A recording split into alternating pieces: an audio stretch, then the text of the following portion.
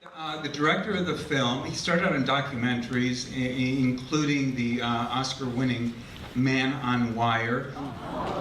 I know. James Marsh.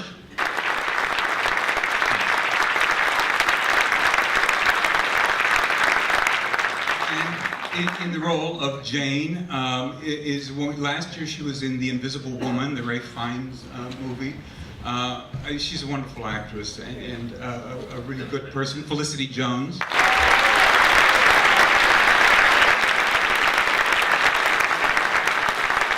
And Stephen Hawking, you may remember him from films like Les Miserables. He's a terrific actor. Eddie Redmayne.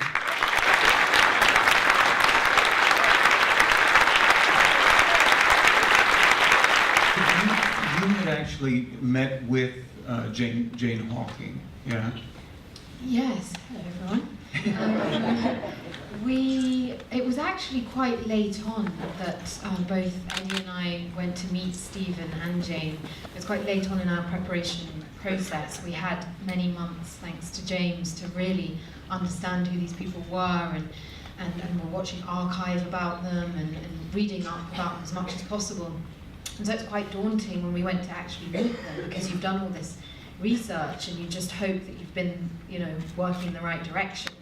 And then, so I went to meet Jane in her house. She lives in Cambridge, on the outskirts of Cambridge, with her husband, Jonathan Hellier Jones. And actually, when I met her, it just made playing her, I had so many ideas, just the way, as soon as she answered the door, the way she moved, there was this dance-like quality to her, and she has such vivacity and an openness, and as I was talking, I was talking to her, we were having a coffee and chatting and just getting to know her. I was sort of a little bit disingenuous, because then I was just observing everything she was doing, the way she picks up her mug, or the way her foot moves, or, yes, and just kind of cataloguing everything about her.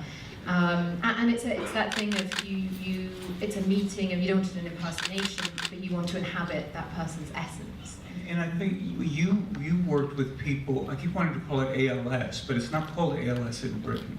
It's a confusing illness, because ALS is a motor neuron disease, and we call it MND, motor neuron disease, in the UK. But so from just after when James cast me, both Felicity and I, we started going to a clinic in London called the Queen Square Neurology Clinic, and it felt like that was a good place to start, was to really educate ourselves on what the illness was. And there was a specialist there who has a clinic every week, and we would go to the clinic, and she would meet the people suffering at various different stages, and at the end she would say, look, there are these actors here who are portraying Jane and Stephen Hawking, would you be interested in meeting them? And across the board they were so generous to us, and a few of them allowed us into their homes, invited us into their homes, and this one gentleman, Glenn, he would allow you to sort of feel his fingers, or feel what the difference between upper neurons and lower neurons are, for example, which are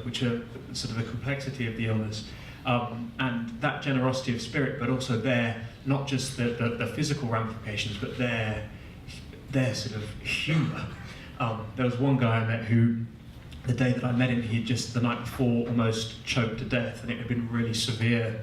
And he had walked down the following morning, and he'd turned to his wife, and the first thing he had said is, "I wonder what death-defying act I can do this morning." Was his, and that sense of finding humour in extraordinarily complicated circumstances was important for us. Yeah. Now, I want to talk about a couple of scenes, because I think you rehearsed before you started filming. Yeah.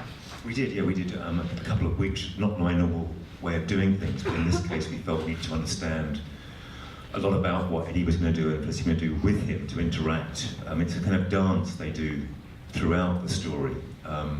So we did rehearse, and the DP became part of that rehearsal process too. And I think it was very productive. We found out things. Again, we were pushing at the script still at that point.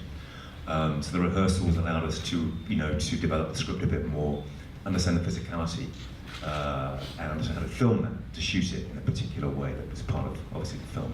I would like to stay here for another hour, but apparently they need this theater. So we can't. Just settling in. Maybe have to go lock arms. We can just stay here and blockade the next screening. But seriously, thank you. I'm sorry we're out of time, but thank you all.